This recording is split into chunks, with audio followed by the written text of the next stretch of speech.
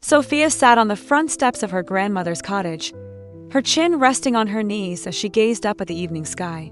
The soft glow of a setting sun painted the clouds in shades of pink and gold, but her heart felt heavy. Today was her 12th birthday, and her mother had promised to return from the city with a special gift. But the sun was sinking lower, and there was still no sign of her. A gentle breeze rustled the trees that surrounded their small village of Eldora, a quiet place tucked between rolling hills and dense forests. People here spoke of magic only in hushed whispers, woven into old bedtime stories. Sofia used to love those tales, but tonight, all she wanted was her mother.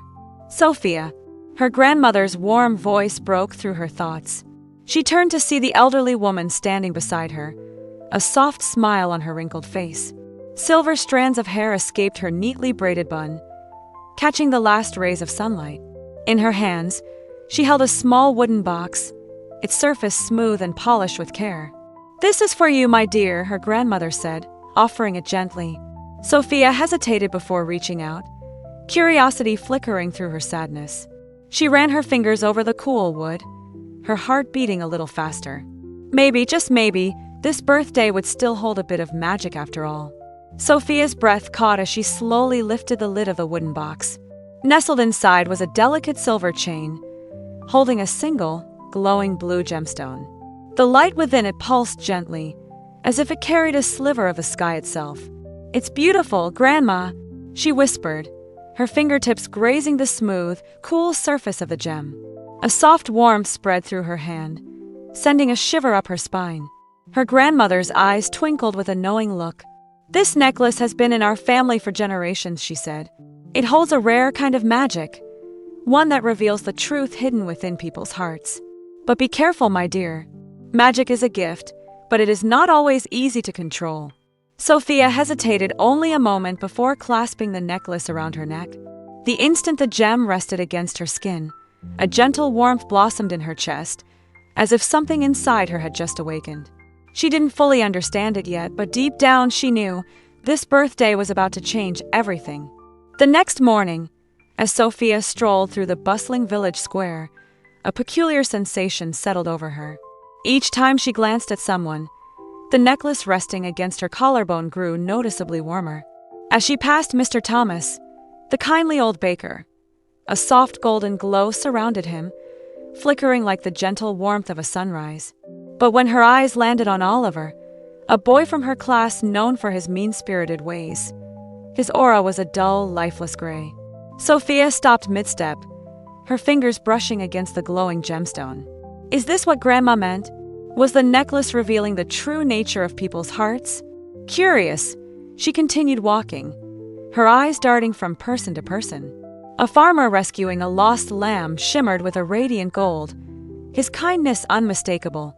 A woman whispering behind cupped hands, lost in gossip, carried an aura of murky brown.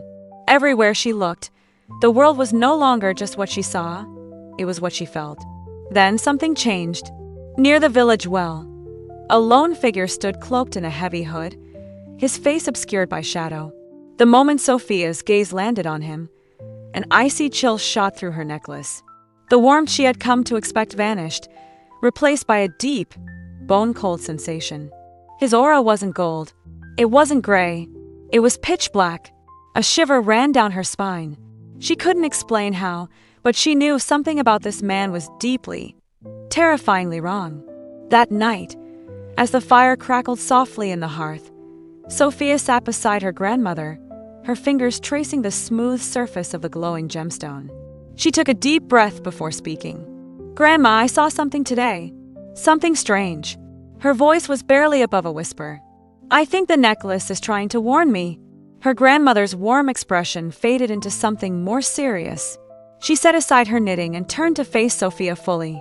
"Tell me everything, child." Sofia hesitated, then recounted what had happened in the village square. The glowing auras, their shifting colors, and the hooded man whose presence had chilled her to the bone. When she finished, her grandmother exhaled slowly, her lined face shadowed with concern. "A black aura is a rare and dangerous thing, Sofia. It means that person is hiding something. Something you may not want to uncover." Sofia swallowed hard, her fingers tightening around the pendant. "Who is he?" Her grandmother shook her head. "I don't know, but that doesn't matter as much as what he is. Magic is a gift, yes, but it is also a burden. It can lead you to truths you're not ready for." She placed a gentle hand over Sofia's. "Trust your instincts. If the necklace is warning you, heed its call. But be careful, my dear. Not all secrets should be chased." Despite her grandmother's words, sleep did not come easily that night. The hooded man's presence haunted her thoughts, the cold weight of the necklace a constant reminder of what she had seen. By morning, she had made up her mind. She had to know the truth, and there was only one way to find out. She was going to follow him. Sofia followed at a safe distance, her breath shallow as she watched the hooded man move through the village. He stopped at different houses, speaking in hushed tones with people who barely cracked their doors open to him. Each time, the conversations were brief, secretive, whispers carried away by the wind. Then, without warning, he slipped into the forest. Sofia hesitated at the tree line, her heart pounding. The sun had not yet risen fully, and the woods were still cloaked in shadows. If she followed him, she would be alone, far from the safety of the village. But if she didn't, she might never learn the truth. Taking a deep breath, she stepped into the trees. The forest was eerily quiet, save for the occasional rustle of leaves beneath her feet.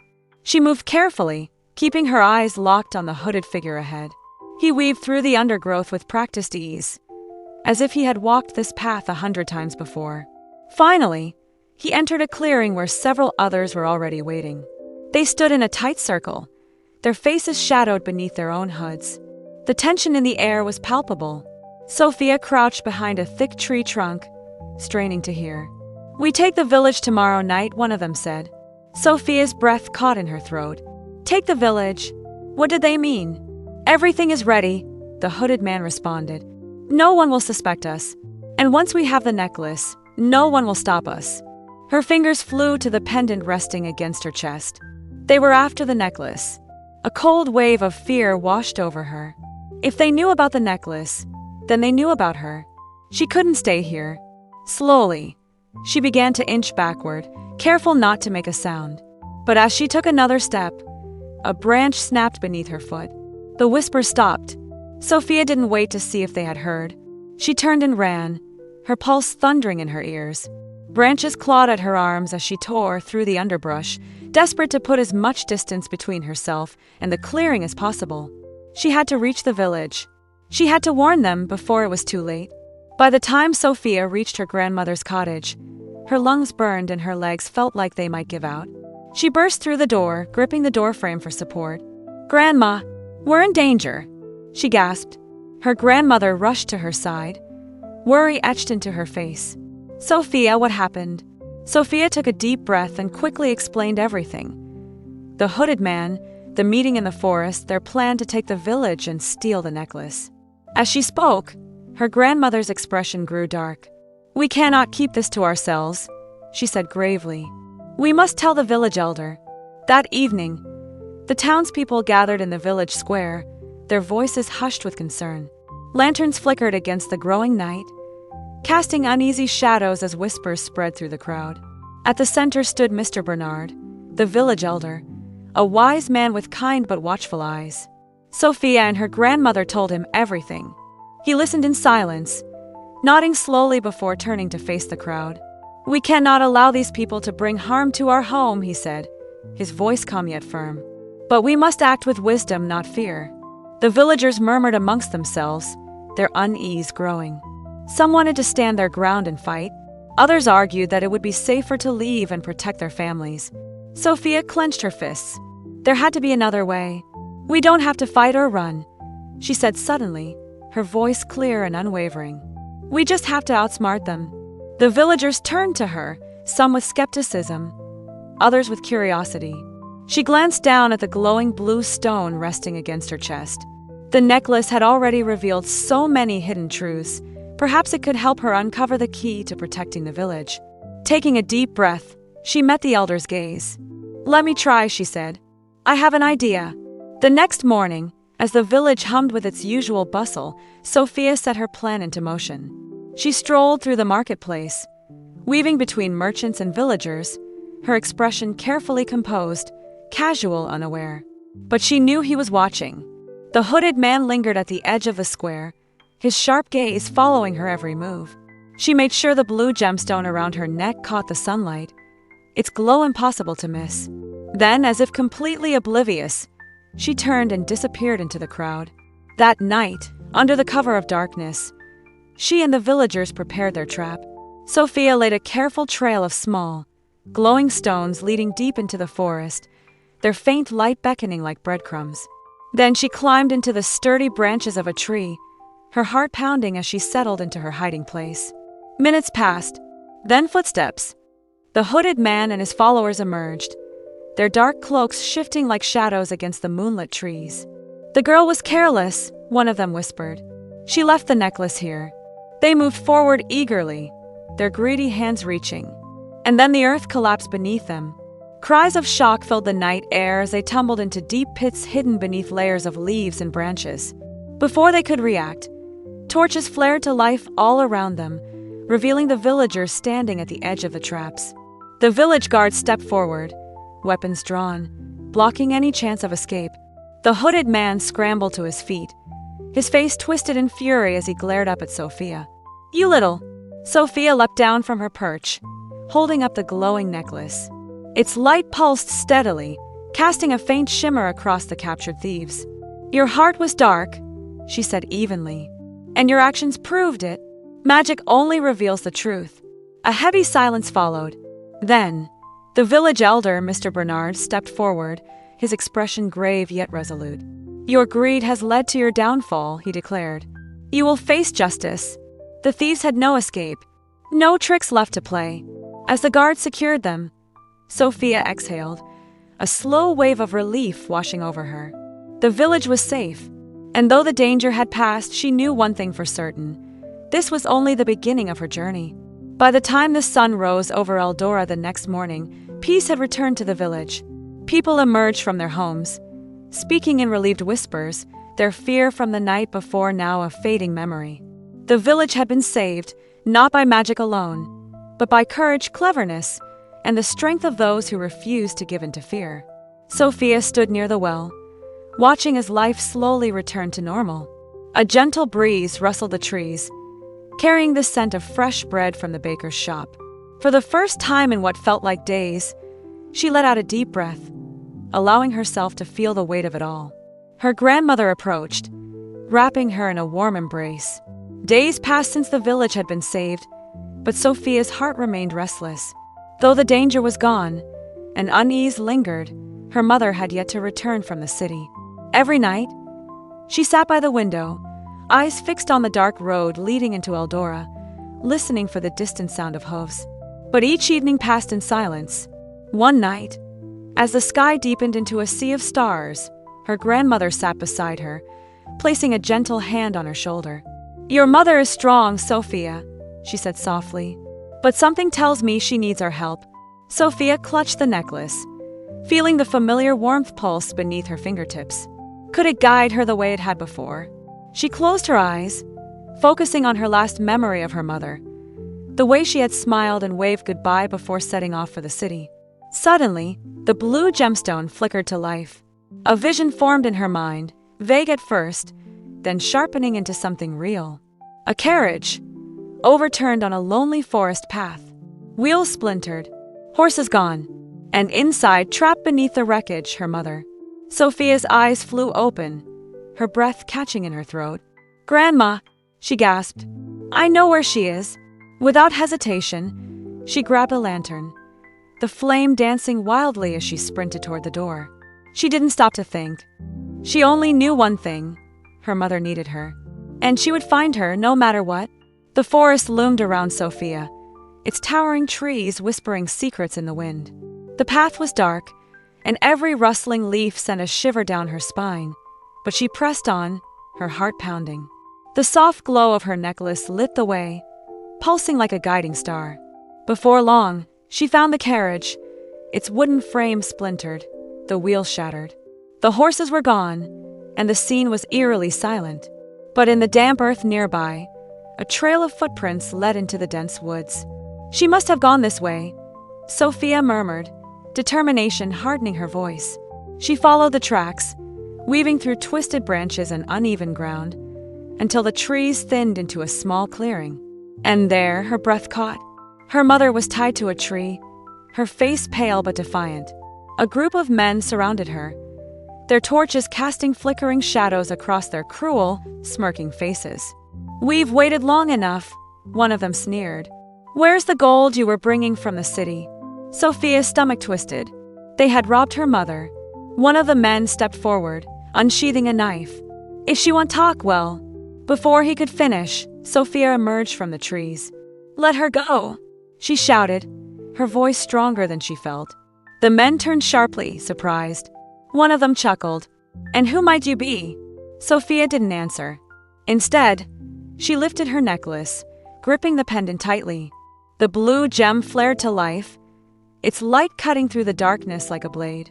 The clearing was suddenly awash in a ghostly glow, and before Sofia's eyes, the men's auras appeared, twisting, blackened, thick with greed and deception. The leader stumbled back, his confidence wavering. "What kind of witchcraft is this?" he rasped. Sofia met his gaze, her voice steady. "It's not witchcraft. It's the truth." She held the glowing gem higher. "And the truth always wins." As if summoned by her words, a thunderous roar of hooves echoed through the trees. The men whipped around just in time to see a force of riders charging into the clearing, torches high, swords gleaming. The village guards, drawn by the necklace's glow, had arrived. Panic erupted among the bandits. Some tried to run, but they were quickly surrounded, their escape routes cut off. Sofia wasted no time. She rushed to her mother's side, her fingers fumbling with the knots. As soon as the ropes fell away, her mother pulled her into a fierce embrace. "My brave girl," she whispered, pressing a kiss to Sofia's forehead. Relief washed over Sofia like a crashing wave. She had found her mother. She had saved her. And in that moment, she knew this was the kind of magic that truly mattered. Back home, as the warmth of the hearth filled the cottage, Sofia's mother let out a weary sigh. "The gold is gone," she said, shaking her head. Then she turned to Sofia, her eyes shining with love. "But you, my brave girl, you are worth more than any treasure." Sofia smiled, gripping her mother's hand. Maybe losing the gold was a lesson. We thought wealth would make life easier, but it also brought danger. Her grandmother nodded, her wise eyes filled with approval. "True riches," she said softly, "are found in courage, family, and wisdom." Sofia's mother kissed her forehead. "I promised you a birthday present, didn't I?" She reached into her bag and pulled out a small, beautifully carved wooden compass. She placed it in Sofia's hands. "This will help you find your way, just like your heart did tonight." Sofia traced the smooth wood, feeling its weight in her palm. The necklace had led her to her mother, but in the end, it wasn't magic that had saved the day. It was her courage, her choices, and the people she loved. Weeks later, the sun dipped low over the river, streaking the sky with gold and crimson as Sofia sat on the bank, watching the rippling water. The past few weeks had changed her. She no longer dreamed of adventure just for the thrill of it. She understood now that real adventure carried responsibility. And then, "Sofia!" A voice shattered the peaceful evening. She turned to see Leo, a young boy from the village, sprinting toward her, his face flushed with panic. "My sister, she's missing," he gasped. Sofia was on her feet in an instant. "Where did you last see her?" she asked, already moving. Together, they searched the village, calling her name. They checked the fields, scanning the tall grass for any sign of movement.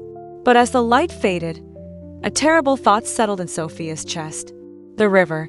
Her pulse quickened as she turned toward the water's edge. If the little girl had wandered too close. Without a word, she took off running. Sofia's breath caught as she spotted something near the river's edge. Tiny footprints disappearing into the water. Her heart pounded. Then, the necklace at her chest glowed a soft, steady blue. And suddenly she knew. The girl had fallen in. Without hesitation, Sofia dived into the river. The cold water shocked her skin, but she didn't stop. The current was strong, pulling at her limbs, but she pushed forward, scanning the murky depths. Then there, tangled in the reeds, barely keeping her head above water, was Leo's little sister, her small body trembling, her sobs muffled by the rushing current. Sofia swam harder, reaching out and gripping the girl tightly. "I've got you," she said, her voice steady despite the fear clawing at her chest. With every ounce of strength, she pulled them both toward the shore, fighting against the river's pull.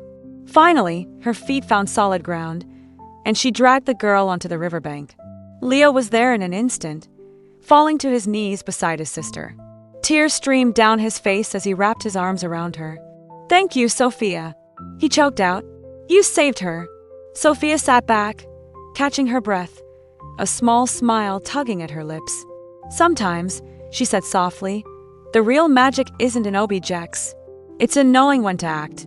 That night, the village celebrated her bravery, their laughter and gratitude filling the air.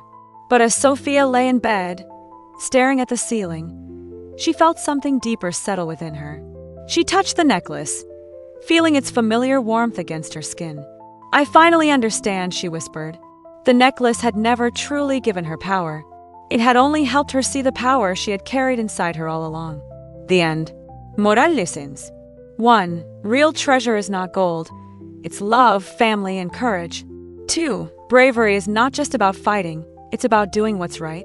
3. Sometimes, magic is just a reminder of the strength we already have. 4. Wisdom and kindness will always outshine greed and fear. 5. True power lies in wisdom, not just magic. 6. Courage and kindness will always defeat greed and evil. 7. The truth is powerful, but knowing how to use it is even more important.